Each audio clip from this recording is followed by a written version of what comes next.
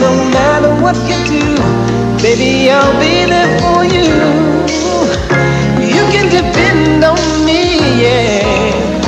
There's no need for you to cry, 'cause I'll be right there by your side. We're back inside our pagoda, and how many times have we heard those words during the last 2.5 weeks? We're at the now nearly empty Seoul Sports Complex. The games have been over for less than 72 hours, but some stories and images will last forever.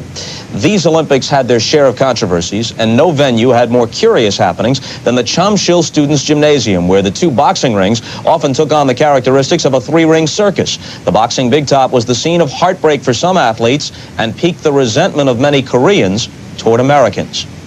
You have B's, you have B's. Nobody can get on the bus. Okay, there's my athlete right there. Listen, let's proceed with the bouts and we'll take care of it, okay? Here's Anthony Hembrick right now walking into the arena.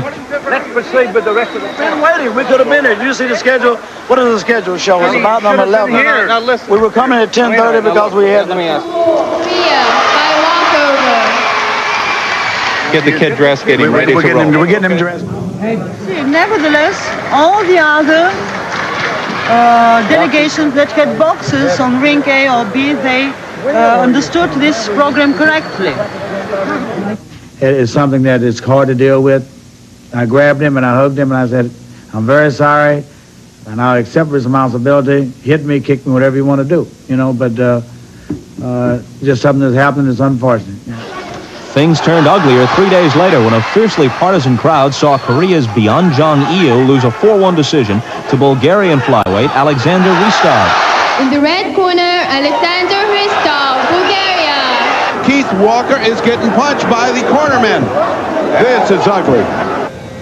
Byun staged a sit-down protest, and referee Keith Walker left for his native New Zealand. And I have to bow out on a bout. It was a complete disaster. In respect of the crowd's reaction to it. I really don't believe that I did a bad job. It was a two-ring circus when light welterweight Chun Jin-shul heard the bell from the other ring. Chun dropped his hands. Todd Foster dropped Chun with a left. It was ruled a no contest and a refight over the objections of the U.S. team. It's not right. Well, I'm going to protest. I'm going to protest. Right here, he is told that he would have to get back in the ring again with Chun. And so he made his way to the locker room, and that would set up part 2 of this weird boxing doubleheader. But Chun able to come back. Well, his legs are spaghetti right now. And down he goes! Todd Foster set it up with a shot to the body, and then connected on Chun. It's all over. And this time, Foster had won outright. Now, Roy Jones controlled his light middleweight title fight against Korea's Park Si-hun, scoring with an aggressive, punishing, and powerful style. Well, if he doesn't win the gold off this, then I think there's something rotten in Korea, because that is absolutely one of the most dominant things I've seen. The winner is on point 3-2 in the blue corner. Well, there it is. Park Si-hun has stolen the belt. Said Roy Jones Sr., I've never seen him shed a tear before. Charges of judging incompetence couldn't bring back the gold for Jones, but there was an interesting postscript. The International Amateur Boxing Association named him the outstanding fighter in the Olympics, although he settled for silver. We're joined now by the American ambassador to Korea, James Lilley. Ambassador Lilley, at least on some occasions, we saw Korean spectators rooting against the United States, specifically against the United States, sometimes pointedly for the Soviet Union.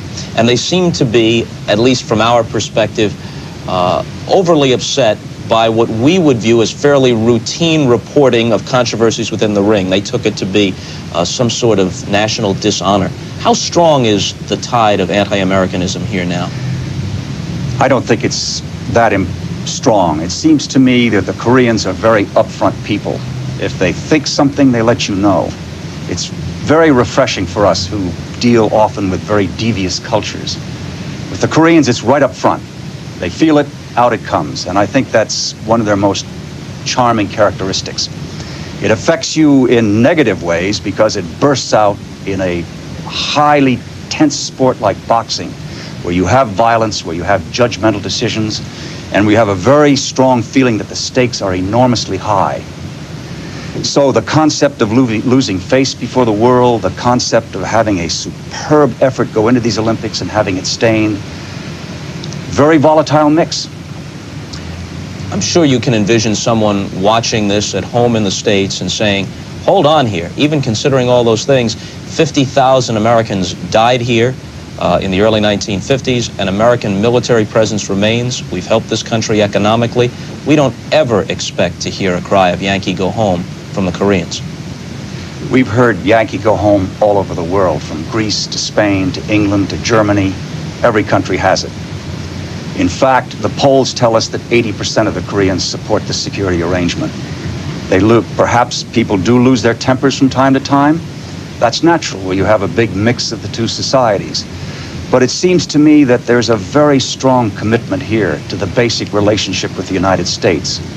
And I think that is reflected in all the objective criteria that we examine.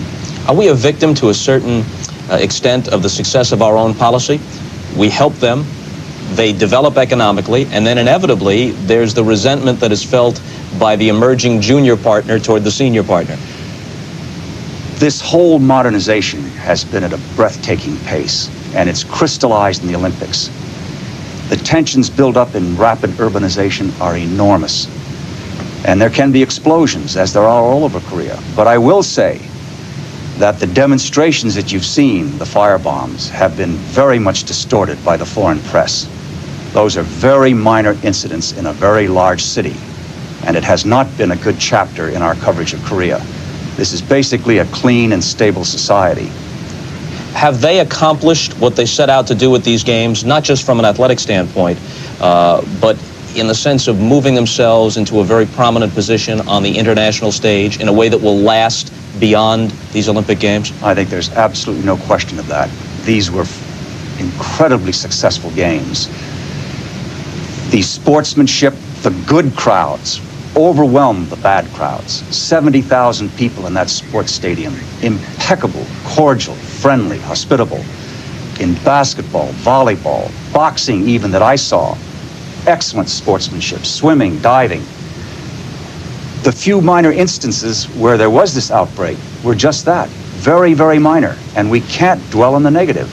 We have to be very brief here, no time to cover all the interesting aspects, but how long might it be before the military presence, the American military presence here, is reduced or eliminated? I think that depends squarely on North Korea. You have a great array of forces in the North facing the South. The Americans provide the balance between the two. It seems to me if the North has verifiable reductions, moves in the direction of North-South dialogue, talks, improvement of relations. And they say that might happen. Both sides express a willingness. Then you can think about it. But to do it prematurely, to do it unilaterally, to me is irresponsible. Ambassador Lilley, thanks very much. And now, in a rather abrupt departure, we move back to the story of the competitive aspects of these games, beginning with the American boxers.